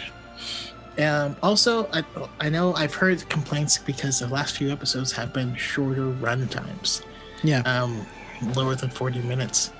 I love it. There was no fat on that episode. There's nothing that he needed to, you know, and for a long time, it's always bugged me, is because people were like, or at least studios are like, hey, the episode has to be this many seasons, or each episode needs to be 45 minutes long so that we can put in 3 5-minute commercial breaks. Like, you're streaming, you don't have to do that anymore. Right. And I love that they're writing what needs to be in it, not giving us fluff. The Arrowverse kills me because they're like, no, we're doing 24 episodes. You're like, you can remove 6 episodes and not miss a freaking thing. That's bad. That's bad writing, you know? I think we're getting starting to get some peak stuff now. Yeah, I'm 100 in agreement. You know, these episodes are as long as they need to be or as short as they need to be. And what's interesting about that implication is that the finale may very well, you know, pick up some slack. So if they could tell the story in 40 minutes or in under 35 minutes in an episode, then that means like there's more budget for a latter episode that has to deal with more story and has to make the Chimera appear. So, you know, I say that as a segue into like, you know, what is your predictions for like the finale of Mandalorian? Because this is it. You go first. Okay. Develop yours. I'm gonna think about it. We'll be coming back, but predictions. we got to see Din Djarin in this episode use a spear against these fight riders, right? I think that's it's prepping us for him fighting with the Beskar's spear, and against Moff Gideon, maybe against the Darksaber, absolutely. Who's willing it at this point? We don't know. I have hard out of left field, because I feel like if you're not doing it at a left field, you don't need to take the easy route. You know what I mean? Yeah. So what I want to see is Moff Gideon. He announced to Moff Gideon, "I'm coming for the child." Moff Gideon's goal is to have the child. Moff Gideon has the Darksaber. Is his goal to have the Darksaber?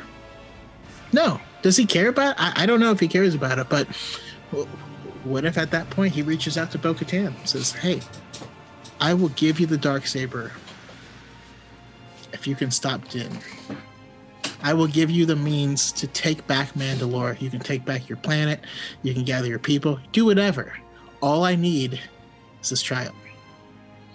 What if he has to fight her?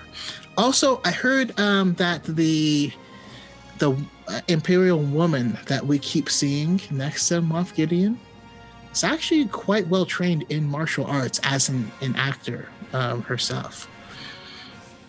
We're gonna see her fight. We're gonna see her do some stuff. I don't know, but I think that might be cool. Again, I want the Jedi that shows up to be Quinlan Vos. I want him to show up at the very end and him say his name, and then end the episode, and no one has any idea who that is. I don't think they need anyone recognizable. I don't want them to touch Luke or anyone like that. But if the character, at the end of the Avengers in 2012, we saw Thanos. Unless you were a comic book fan, you didn't know who Thanos was. You figured it out and you were excited for it.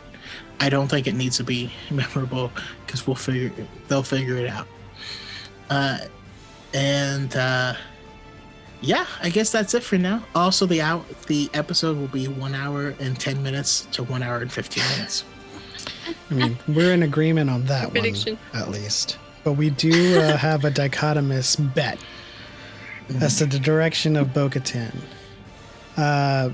That's not going to happen because, as I said to you earlier with your after show, the last time she made a deal with someone shady, she lost her sister. So she ain't about to make that 180 in character again. So my prediction is make a 360 in character.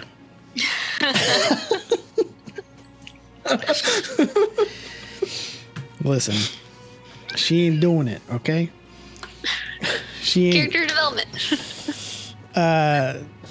Yeah, so like my prediction is I've already written out the entire episode, but just for the sake of time, it starts off with them all huddled around the war table, and they're like, we don't have the firepower, man. We have the Slave One against the light cruiser and whatever that comes with. And then Din puts out a beacon, or someone puts out a beacon, right? And that beacon is received somewhere. And so they put on this like bluff. They show up to Moff Gideon's light cruiser, and they're just kind of like doing this Poe Dameron thing where it's just like, I'll hold, or they're stalling, right? Bo-Katan shows up in with a flotilla of ships that she has commandeered in her travails. As she revealed that she's been trying to get all of these ships in order to take back Mandalore. Ahsoka is on the bridge. It's a Siege of Mandalore moment again. They show up together. They push the conflict to the point where they have boarded. Din and his crew are going to save Grogu, and the people who are guarding Grogu are the Dark Troopers. And so you can't introduce them as this kind of phantom menace and think that it's just going to be this like, he's just going to kick the doors down and boom, boom, boom, boom, they're all dead. It's going to be a tough battle. So Din's fighting the Dark Troopers, saving Grogu, and Bo-Katan and Ahsoka go off to fight Gideon. That fight starts. Din, and the crew defeat the Dark Troopers, and they get Grogu back. He's safe. He's back in the safety of their hands. Gideon is about to lose this duel. In comes the 96th, the Chimera. It's Thrawn. Depends on at what point you are in the book. Yeah. But the Chimera. Thrawn comes in with the Chimera, and Ahsoka recognizes it, and she turns and she says, "We have to retreat." Or Ahsoka gets mad and is just kind of like lost in her thoughts, and Bo-Katan recognizes the danger of the situation. They say they have to retreat. So they don't get the Darksaber back, so which kind of like, pushes that angle further out from this finale. They do rescue Grogu, but that angle with Ahsoka and Bo-Katan is what shoots straight into Ahsoka episode 1. And then the final sizzle is the Seeing Stone on Tython, robes walking up to him, and then a hand on the Seeing Stone, and it's 3 fingers, green fingers, and that is Yaddle. Kermit the Frog. No, it's Yaddle. It's Yaddle. Coming back for her hatchling that she laid.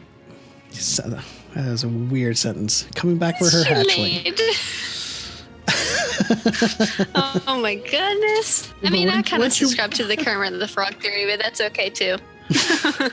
Would you want to see like some sort of like firefight on the bridge, and Kermit's like, "Ah!" Where's Miss Piggy? that Kermit impression is unreasonably good. What? It's unreasonably good. You're too good at that. I'm suspicious. The Kermit the Frog is here.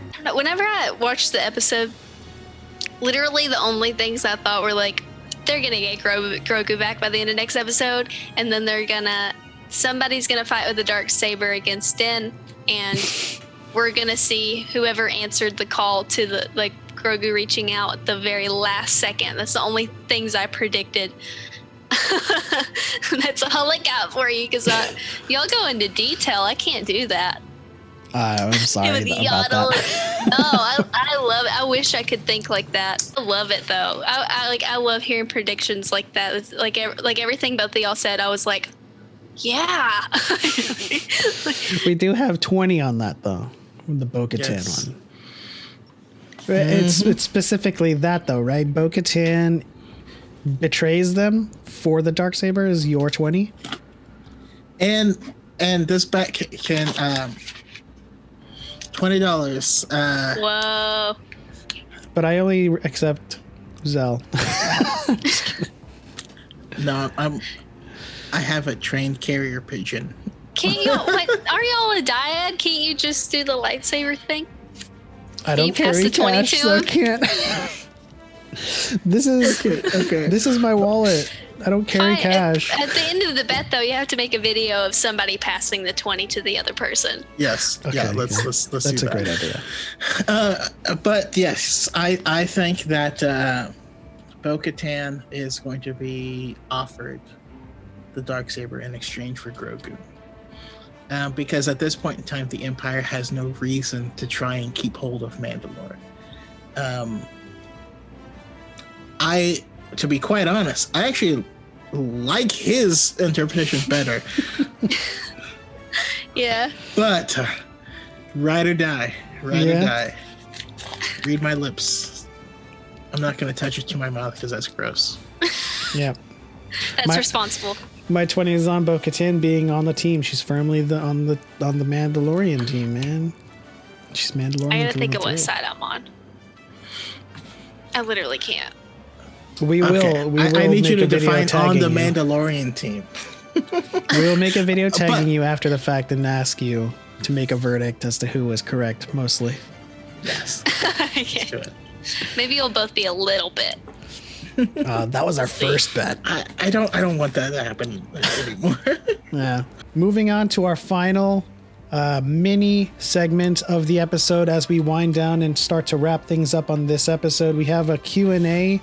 I finally bit the bullet and made a video on the Bendu. So I want to ask your guys' thoughts in general on the ramifications of being in the middle and your thoughts on it. I love the Bendu. Just because he says he's in the middle doesn't mean that there's a little bit of good, a little bit of bad, a little bit of light, a little bit of dark. It's like it changes sort of the binary we saw the Force as. We've always seen it as this kind of extreme binary, but it's a lot more complex than that.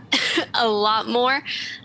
So I really I don't perfectly know how to grasp the Bendu quite yet. Maybe you guys can help me, but I do know that I do love what it adds to the lore and explains when it comes to what it means to be in the middle. I don't know. It kind of takes the Force from like a blue to red to becoming an astropop where it's like blue, white, and then red. But sorry, what were you gonna say, Pep? I do like the way you put it in your video of the Bendu, where he just kind of rides the tide. And now I just have this like pervasive image in my mind of Bendu surfing. Yes. Rides the tide is a good way to put it too, because a lot of I think the misunderstanding also comes from the difference between like utilizing the Force like as a Jedi. Like the Jedi use it like and that was part of the problem, and sort of just existing in the Force, if that makes sense. Like there's a big difference between trying to bend the Force to your will or just being one with it, I guess you would say. Mm-hmm. And I think that's where a lot of misunderstanding on like Grey Jedi and stuff come from. Yeah, absolutely. It's kind of like because then it becomes okay. So then, is the Bendu balance? Is a question I've received a lot, and the answer is kinda. Mm-hmm. But anyone watching, Balance in the Force and Element and I had a great conversation on this. Like, I think that was like my third podcast episode. It was our first collab. Thank you guys all for being willing to jump on a random conference with like just a random dude. I love you guys for it. But if you're on the light side of the Force, you are viewing the Force as an ally. You're letting the Force flow through you. It's guiding your actions. It is your ally, and you're working with it. That doesn't imbalance the Force. You're not impeding the flow of the Force. If you are on the dark side, you are subjecting the Force. You're turning into it your servant. You are taking your semi-sentient, kyber crystals and dominating them with all of your negative energy. That unbalances the Force, for sure. Yeah. If you're doing neither and you're just chilling, you're also not unbalancing the Force. So the way that the Jedi are should be, we know the Jedi in the prequels were slightly bending the Force in order to serve the Republic, and that was problematic. But yeah, if they were doing what they should have been, no, that doesn't cause a balance. No. If you're Force sensitive and you're doing nothing with it, of course that doesn't cause a balance. So is the Bendu the balance? No, it's not the balance. But if you are they're balanced, Bendu, then you are balanced. Yeah. So kinda. I mean, there's also like a small caveat, small implication in being apathetic as well. But I mean, like objectively, you are balanced. Yeah. But does balance mean that the world's going to be as great as it should be? Probably not. There, it takes people who are apathetic for bad things to happen. And if you are apathetic, you're not going to take action against it. So, I mean, of course, there's always that question about if you are balanced in a Bendu, like, are you just... I mean, so in The Last Jedi, I'm sorry, I feel like I'm talking a lot on this episode, so I apologize. But in The Last Jedi, Luke catches a fish with this really long spear. That's actually from a book, from the Legends of Luke Skywalker book, where he actually meets a Force-sensitive group. They refer to the Force as the Tide, and they're very much in the same thing. And they chide him because he's trying to... By the way, they're trying to catch us from wingback of these like great beasts. Luke is trying to use the Force to catch this fish, and they're like, "What are you doing? Like, you have the strongest connection we've ever seen. Why can't you just trust..." They don't call it the Force, they call it the Tide. Why can't you trust the Tide to bring the fish to your spear? Mm-hmm. And when Luke explains what the Force is in The Last Jedi, how does he explain it? He talks about warmth and cold and life and death. He's explaining this whole thing. People who think about this, really, when I watch The Last Jedi, Luke is trying to be that, but just like we saw with the Bendu, sometimes that's not enough. That doesn't combat the dark. It's... So even though there's a lot of different analogies, and my pages, I try not to be, I'm not political in nature on my page, but I think the most apt description of it is what's in between Republican and Democratic. Independent. I mean, I wouldn't call them in between, but so independent, it actually isn't in between, but being neutral is. But what if one side is steering everyone into the cliff? I don't know. Yeah. I can't tell you what to do. I can't tell you how to feel. But I just think that there's a lot of... Is that the balance?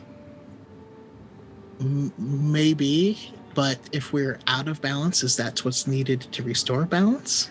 Yeah. I don't know. There's a lot of I can't tell you. I'm telling you how I think of it, but again, this is another episode. Yeah. Lee Norsworthy asks, ask Shaylee how she manages to overcome the very real toxic problem in the fandom and how she continues to be positive. It's inspiring. I would love that answer too. I don't know. I don't think I do a very good job. But I almost stopped, but you kept me going. So.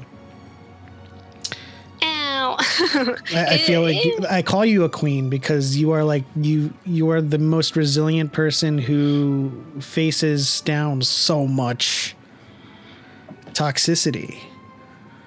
Yeah, the past few days actually, it's kind of gotten to me where it's hard to know that, because like even like I get, people don't understand that I literally get 30 plus hate comments a day. Like, I'm not just saying that. I can show you my block list. It's impressive. Like, you know, like, and it's hard because people decide they hate you based off of, and they're like, are deliberately mean to you based off of 15 seconds of a Star Wars opinion. So the only, I haven't had fun on TikTok for a while, and that's why I don't feel like I do a good job. But if I try to, I don't have like a good answer on how I try to stay positive about it. Pretty much the only reason that I still make TikToks at all is because I have so many wonderful people that try to, the negative is louder than the positive. So like, even though there are less negative comments, they're much louder, but the only reason I've even been able to hold those away is because I know I've made so many friends like y'all, like you two, and so many people that I get to talk to every day now, and the support is insane. I've met so many wonderful humans in this little TikTok community that I never expected to ever have that kind of experience on this app. So it really is so many people being nice. And it also is a little bit of spite. A little bit, because I could kind of roll over and stop giving my opinions on things, because that's what would stop it, right? Like if I just made memes and and stopped giving opinions on things. But there's a part of me that's like, you're gonna let them win. So it's like partially surrounding yourself with really good people and partially spite. It's like that old adage, don't let them see you in pain. Yeah. And but I also think it's good to let people know when you are in pain. That's why I kind of am open about the hate comments, because we have this weird internet culture where it's like, don't show this hurts you. But then those people never think about their actions, so they keep hurting people, and then you have it really hurts some people. Like, I'm okay, but there are people who are in mentally vulnerable positions that if they go out and lash out at them, that it's going to do some damage. So I do think it's good to not be afraid to show that you are human. You know what I mean? That's another reason why I keep pushing myself to don't let it get to you, because you have to show them you are human and you're just a person trying to have fun on the internet too. And if I roll over, they're never going to see that. So, and somebody's got to do it, or else it'll never change, So I think that's why it's important for people like us to keep, even though I'm not the only person who gets hate comments. Y'all do too, I'm sure. And that's why it's important for, okay, I'm not going to lie to you. I did go to videos where we have the same video subject and content and counted up the hate comments. And I got significantly more percentage wise. I made sure to do not just totals, and I only compared videos with similar view counts and comments, and I got significantly more every time. Listen, actually, hey Shaylee, let's do it.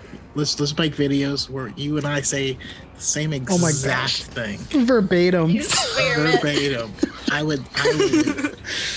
If you tell me something controversial you want to say, I will do the exact same thing. I will not fight you on that. I mean, one of the first things that I saw that was evident in this kind of toxicity was when you started doing a lot more kind of lore videos. And we were speaking on the same subjects, and you were very well researched, and the videos were right on point. But I had people tagging me. I'm like, is this true? That I'm like, hurt. what do you mean? Especially the Grave Jedi video. Because I have the research. I've done it all. But I watched your video, and it was so much more succinct and better explained and all that stuff. And I was like, oh, man. Oh, I can't. I even made a video of the Simpsons clip of he's dead already, because you just so bodied him. But yeah, and also can I just say, I am honored because I mean, both of you are bigger creators than I am, so I do appreciate that. But both of you, when I started, I'd watch your guys' video, and then it inspired me. So as the up and coming youngin here. Oh, I don't know about that. And I say it because Shaylee recently just dwarfed all of us by being awesome and being herself, and she deserves every single ounce of it. So yeah, thank you, both of you guys, for inspiring me to start and to keep going, because it does get tiring, and the sky's the limit, Sky's the limit. And I just want you to know that if someone tags me in your videos, I'm not gonna do anything. Thank you. I know that I have full faith that neither one of you are gonna try to speak over me ever. I can't say that for everybody, but I can say it for you guys. I just know that like if a video is 100, you know, on the accuracy and is just correct, I rarely comment on it.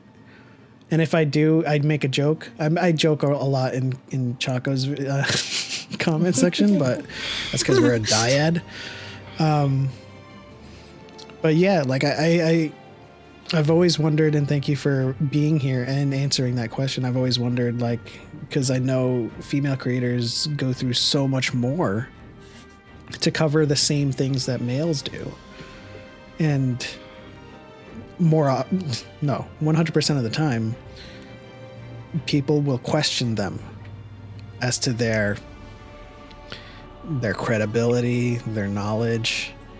Well, it's only because they only do it because they like Kylo and they want attention from men. But you're like, why? Brandon, don't rat me out. Maddie the Archivist said, favorite clone commander and why? I'm going to say Cody because he served Obi-Wan. I don't have anything else. It's basic, but Rex, dual wielding pistols to me wins out over experience. No, I love Rex and the development that we got, and he's the only clone that in season 7 of Clone Wars, when he's holding a gun to Ahsoka and has tears in his eyes, it got me. Yeah, I get asked this quite a lot, and every time I'm like, I say the exact same thing. I'm like, it's kind of basic, but Rex. Like, I hate to like not be interesting, but like, come on. Yeah. Look at that story and the heart. Oh, it gets me too. Solid answers. I have to ask you guys to do this. Tell me your favorite Star Wars character without giving their name.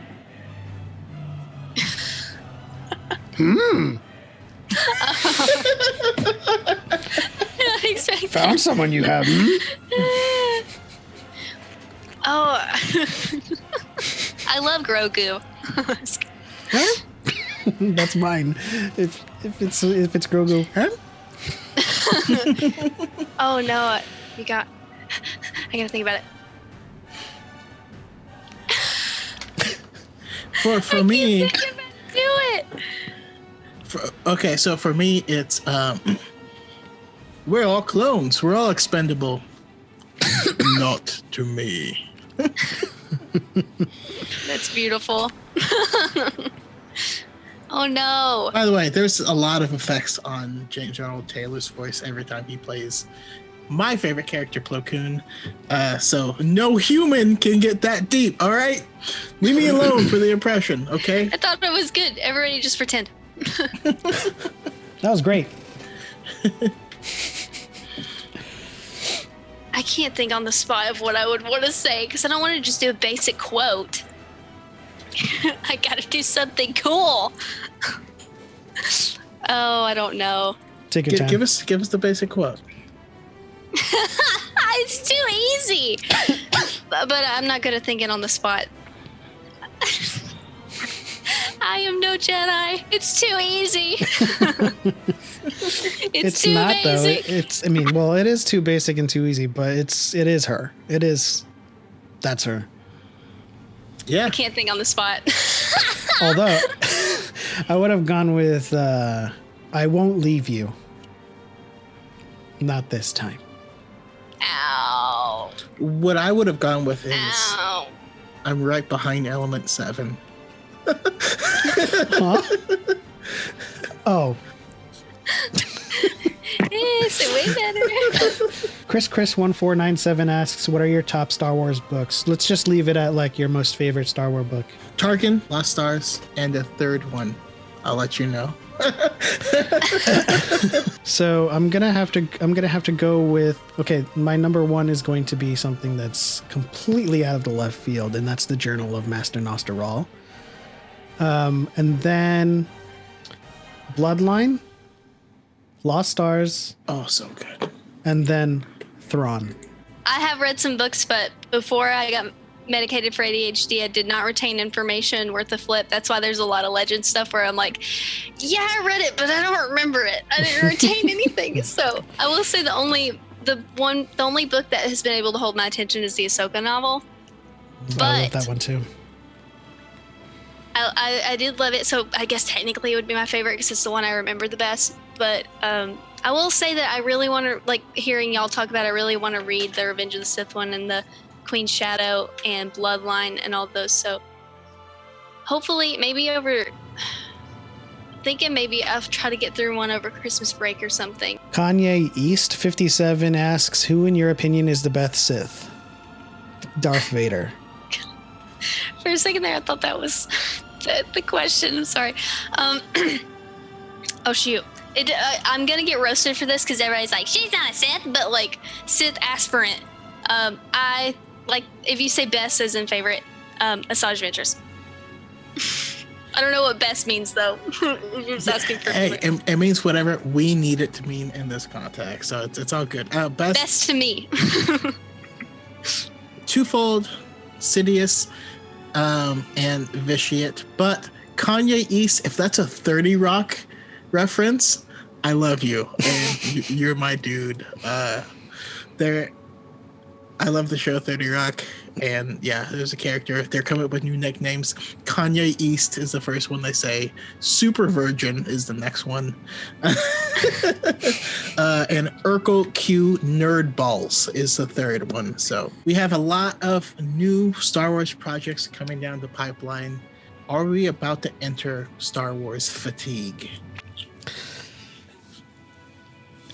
No. I know it's a short and succinct answer, but I don't think so. I'm gonna need some sort of follow up. Anything? Nope, that's all you get. So, I mean, I'm still gonna give you the short of it. A lot of this stuff is either going to be staggered. You know, a lot of this was 2021, 22, and 23. And the ones that are, you know, in tandem with each other, Ahsoka, Rangers, I think what they're going to do is, you know, the CW verse thing. Well, I don't think they're going to do CW verse thing, but I think they're going to make it so that, like, when Mandalorian has its season finale, Ahsoka's going to air. And when that's over, Rangers, I think they're positioning a lot of shows in a way that throughout the year, we are always going to have something, and then there's no lull. So, like, a season ends of Mandalorian, we're not waiting for the next year. We're just, okay, so in a month, Ahsoka is going to appear. I think that's what's happening. I forgot to unmute myself after I got a drink. I almost feel like I can't differentiate. I almost have a little bit of fatigue, but I can't differentiate if that is coming in because I'm thinking about Star Wars so much, or if that is, it's just TikTok that's done it to me. But I almost feel like the new Star Wars content is what revives me. Yeah. So I think and I'm not into Marvel or anything, and I know there's like a lot of Marvel stuff that comes out like dun, dun, dun, dun. So like I don't have any experience in like something that I love being so all the time.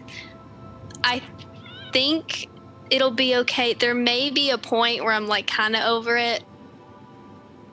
I don't think it'll ever get to the point where you're just done. Like I need to get away. I need a break. I'm not gonna think about it. Like, you know, like not like huge fatigue. Like there may be moments where you're like, but I think because we're getting so much good stuff, I almost feel like that good stuff is very like it'll revive almost. That's been my experience at least.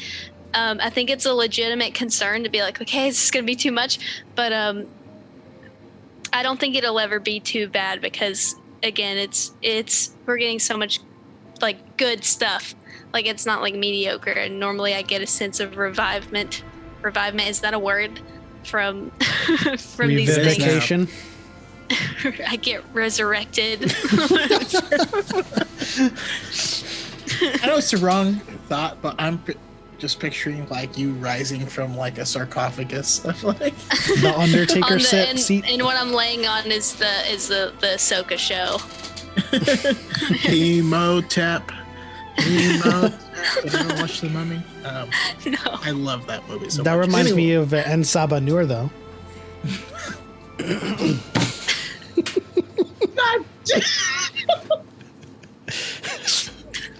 I think we need more Star Wars. I think about Obi-Wan.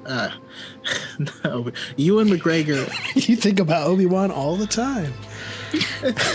I think about him all the time. So Ewan McGregor in the interview about him reprising his role, he said, the prequels were not loved by my generation, but the generation they were intended for really did love them, and that comes out. And like that's what makes him excited to reprise his role. Not the original trilogy fans, but the prequel fans. And the sequels, again, was a new Star Wars for the next generation. I think about Victoria talking about how there's a bunch of little girls coming to ballet class, and as they're walking in, they're arguing about Star Wars. That's so cool to me. And that's why I think we need more, because if there's not a lot, that means that there's a small group of people that think that they own this. But no, Star Wars is huge. And I think about it in the terms of nerd content before it, where before there's only a little bit of nerd content, enough that you could watch it all. Right now, you can't watch all nerd content. You can't watch all of the comic book related stuff. Did you guys watch The Dead in Class? Because that's a 80s comic. Yeah. And like there's so much coming out now that you can watch what you want. You can let people that like different things watch those things. But you still have stuff, and so you're not worried about what they're watching. You're worried about what you want to watch. That's what Star Wars needs. That's where we need to go. I don't think that it can possibly be oversaturated. I want them to keep making content for the OT trilogy fans. Just like the Mandalorian is specifically designed, like certain things where that would have been stop motion years ago. It's digital now, but they make it look like stop motion for those fans. They don't have to, but they do it intentionally. It's actually more time to make it look worse than if it was smooth. Like, that's a literal thing that they do. We're getting Bad Batch and things like that for the fans of the prequels. But for these new fans with the sequels, we just got this holiday special. We're getting a Lego game, a bunch of stuff. We're getting stuff for every group of fans and expanding on new eras. I want to have so much that you can't see it all, and you're forced to watch what you want to watch. And that way you can't bitch and moan about the stuff that you don't like, what you're watching for some reason. Why are you still talking about it? It's years old now. Move on. Thanks for having me. And thanks everybody I will say thank you everybody for all the support you give me in my comments, because it keeps me going. There's literally hundreds of so many positive, wonderful people. Thank you. I love you. I'll take a moment to say that while we bond over Star Wars. Chaco? I just want to take a moment and thank Shaylee for making content, because she keeps me going. Ow. With that, it is time to end this podcast. We are severely out of time. Thanks to Shaylee. Thanks to Chaco for being on the podcast. Doubly thanks to Shaylee for just doing what she does. I'm pretty sure she's an inspiration to a lot of people past Chaco. I know a lot of females. Neurodivergence. Yeah. I know a lot of females out there who, are very inspired by you. And so keep doing what you're doing. You're amazing. And definitely welcome back anytime that we have a guest. And I would certainly love to have you back as well. But that is the end. On to the next one. And may the Force be with you. Another one. I'll do it too.